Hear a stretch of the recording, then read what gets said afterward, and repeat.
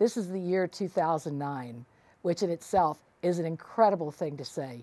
2009, and the holidays will be here in the blink of an eye. Someone asked me recently to recall my favorite childhood Christmas on Sullivan's Island and to tell the best part. Honey, I've seen so many Christmases at this point, it's a little frightening to think of the numbers, but I do have many favorites. The most powerful memory of all is that right around Thanksgiving, my whole family, but especially my mother and me, got giddy. We danced from one foot to the other, sort of leaving this earth and taking off for some magical world, our hearts thumping with anticipation, and it was infectious. For about a month, we would be the perfect family. There would be no bickering and complaining until after New Year's Day, and the last spoon of Hoppin' John was consumed. Sometime in November, my brother-in-law Scott would bring us a burlap sack filled with paper shell pecans. At night, after the supper dishes were dried and put away, my mother would cover the table with newspaper or brown paper bags torn open. The music of Bing Crosby or some awful thing like Don Ho singing Hawaiian Christmas songs would fill the air, and the shelling would begin. She would crack the nuts and drop them in a bowl. I would take them from the bowl one by one, remove the shells, pick away the wood, and drop the clean whole halves in one bowl and broken pieces in another. About every third pecan found its way to my 7-year-old tummy. All the while, we chatted like two old women about Christmas and who was coming to dinner and where we were going to midnight mass. Every year at midnight mass, some of the island gentlemen who had imbibed a little too much Obi Joyful would fall asleep and snore so loudly that the whole church giggled. One year, the priest actually came down from the altar and shook a man awake. It's true. Anyway, we polished every stick of wood we owned until the whole house smelled like lemons and paste wax. My mother would build a beautiful arrangement of fruit and nuts in the apron that sat in the center of our dining room table. I would snitch the kumquats, daring my friends to eat their insides. Greens were hung with lights across the front porch, and a beautiful wreath went up on the front door. After my mother tortured the poor man at the grocery store, making him show her 50 different trees, the perfect one was brought home, and it stood in a bucket of water overnight to convince her that it was absorbing fluid. Decorating the tree was quite the production. The bubble lights never worked, but they went on the tree anyway, and all the ornaments were unwrapped and laid across the sofa, while my mother told stories about them and dictated their placement. Big ones on the bottom, small ones near the top.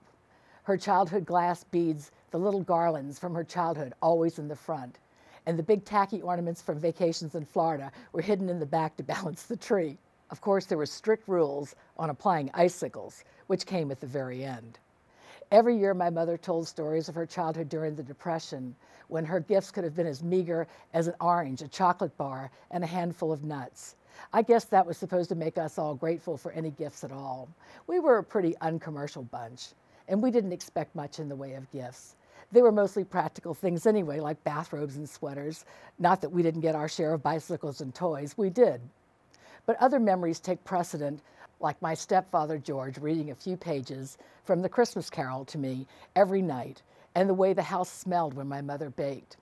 Then there was the annual visit from cousin Schroeder McInerney, who lived down the island. This is a great story. Every year my mother brought him 3 Irish linen handkerchiefs, wrapped them up and put them under the tree. At some point during the holidays, his old car would roll up to our house, and I would run and hide because he scared the devil out of me. He was old and stooped, and he smelled like stale cigars. Cousin Schroeder.